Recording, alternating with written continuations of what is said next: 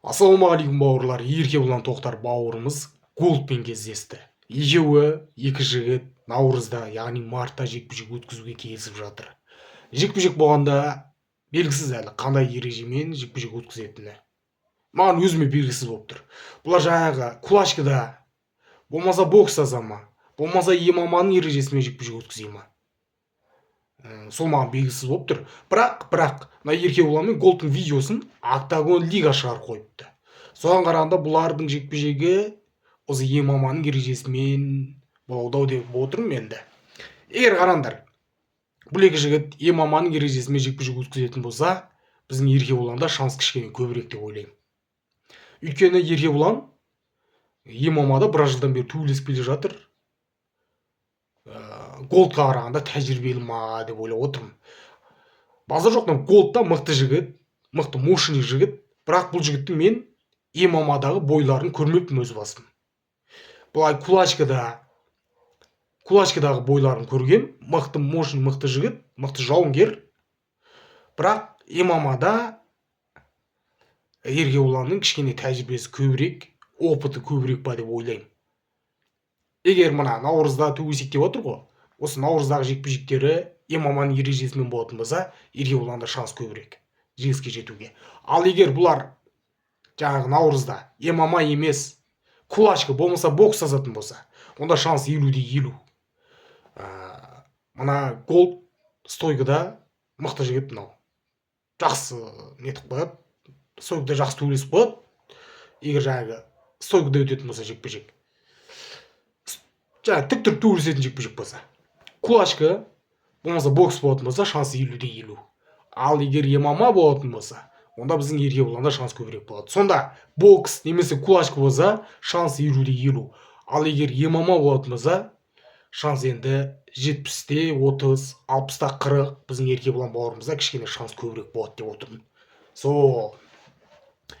Енді Еркебұлан бауырымыз Өзбекстанда жүр, көрдіңіздер.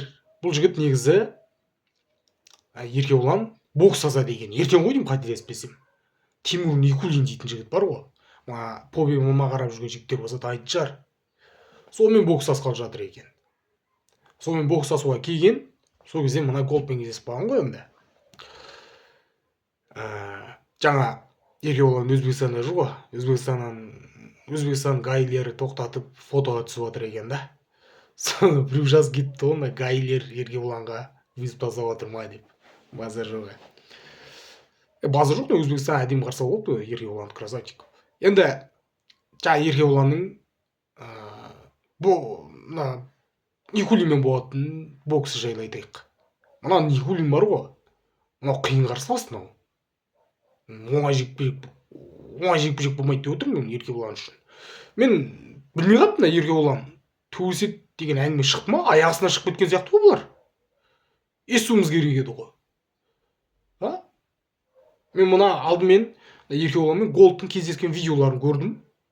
Тарап кетті ғой. Көрдім, Еркебұланның парақшасын өтіп көрдім Инстаграмнан. Сөйтсем Еркебұлан Өзбекстанға бокс жасауға керек екен. Бокс кешін өткізіп, бокс жасауға келген екен жаңа Никулин дейтін жігітпен. Оны мен мына Голдпен кездескеннен кейін осы видеоны көріп барып қана біліп отырмын да, оны ойлаңыздаршы. Соны ойлап қоямын енді, Құдай сақтасын, Еркебұлан мына жекпе-жекке аяғысынан шығып кетіп отыр ма деп. Мына Никулинге қарсы тоқтай дайындалып шықтым екен. Не болса да Еркебұлан бауырымыз жеңіске жетсін. Бірақ мына Никулин бар ғой, мынау оңай қарсылас болмайды, мынау қиын жігіт. Бұл бар ғой, қай десем болады.